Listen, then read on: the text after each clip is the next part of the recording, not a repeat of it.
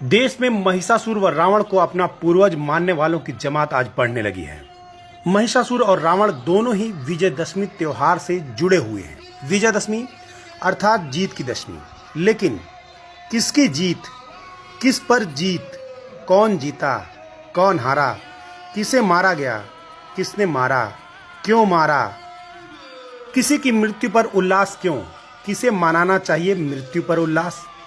मरने वाले कौन लोग थे, मरने वाले किनके पूर्वज थे, मारने वाले किनके पूर्वज थे, और मारने की याद हर साल किन्हें दिलाई जाती है और क्यों। क्या मरने वालों की संतानें जानती हैं कि मृतक या वध किया गया पात्र उनका पुरखा था या उनके पुरखों की हत्या का यह प्रतीक है। ऐसे अनगिनत सवाल खड़े करते हैं मृत्यु पर आधारित जश्न के ये त्योहार, जिन पर पहले तो नहीं पर शिक्षा मिलने के बाद तर्क शक्ति का प्रयोग करने वाली नई पीढ़ी अब सवाल जवाब करने लगी है। मनुवादियों ने कहा कि कुछ मत जानो, जो कहा सिर्फ उसे मानो, पर अब जिज्ञासु प्रवृत्ति ने ऐसा कौतूहल जन्म दिया है कि पहले जानो तब मानो, जैसा कि बुद्ध कहते हैं। पूर्व में ऐसा था जैसे कि कोई शेर का बच्चा मेमनों की भीड़ में खो गया हो, जो जवान होने के साथ मेमनों के साथ रहते रहते मेमनों जैसा बोलने का आचरण करने लगा। लेकिन कालांतर में जब कोई उसकी जमात का शेर मिला और उसे एहसास कराया कि तुम मेमना नहीं बल्कि शेर हो, तो उसके अंदर का शेर सा व्यवहार उत्पन्न हो सका। ठीक ऐसे ही हजारों वर्ष पहले हमारी बहुजन आबादी व गुलामी की जंजीरों में जकड़ी होने से उसकी बुद्धि व विवेक मनुवादियों के वहां बंधक पड़ गई थी, जो शिक्षा के साथ अपने बंधनों को तोड़ स्वतंत्र होने की तरफ अग्रसर है।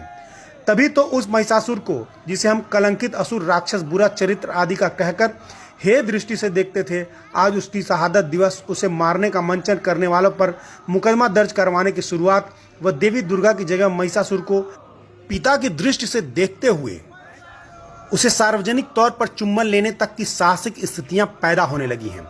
सोशल मीडिया पर एक वायरल चित्र जिसमें पुरखा महिषासुर को श्रद्धावश चुम्बन कर रही है, बहुत कुछ बयां कर रहा है।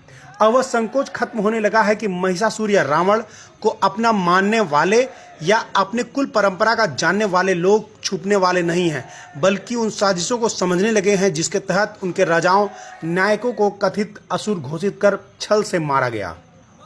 आज आदिवासी बेटी डॉक्टर सुषमा अपने साथ असुर जोड़कर खुद को गर्व के साथ असुर पुत्र घोषित कर रही हैं।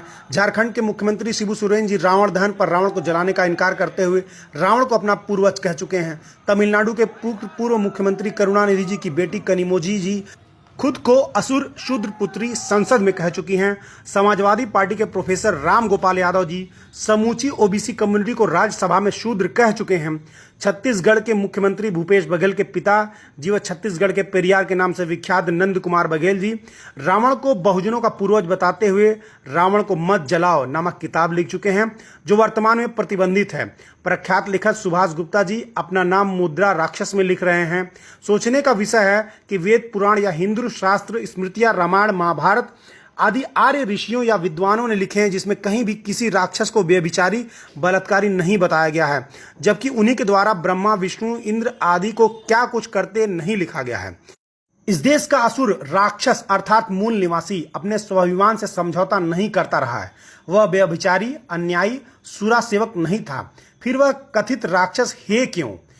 कोई ज्ञानी आर्यों द्वारा लिखी किताबों से ही यह बताए रावण, महिषासुर, हिरण्यकश्यप, बलि आदि बुरे कैसे थे, उनके बुरे कर्म क्या थे, तथा कथित सुरों यानी कि देवताओं के अहिल्या, सरस्वती, वृंदा, तुलसी आदि के साथ घटित कृत्य नैतिकता की कसौटी पर खरे कैसे हैं। अर्थात रक्ष संस्कृति के लोग भयानक, कुरूप, और मेनका व उर्वशी की संस्कृति के लोग आदरणीय। गजब का कॉन्सेप्ट है, लेकिन अब पोल खुलने लगी है और इन कथित राक्षसों के खानदान के लोग रिएक्ट करने लगे हैं। यह एक बहुत बड़ा सांस्कृतिक परिवर्तन है। यह लेख चंद्रभूषण सिंह यादव, प्रधान संपादक यादव शक्ति जी के द्वारा लिखा गया है। मेरी तरफ से बहुत बहुत धन्यवाद।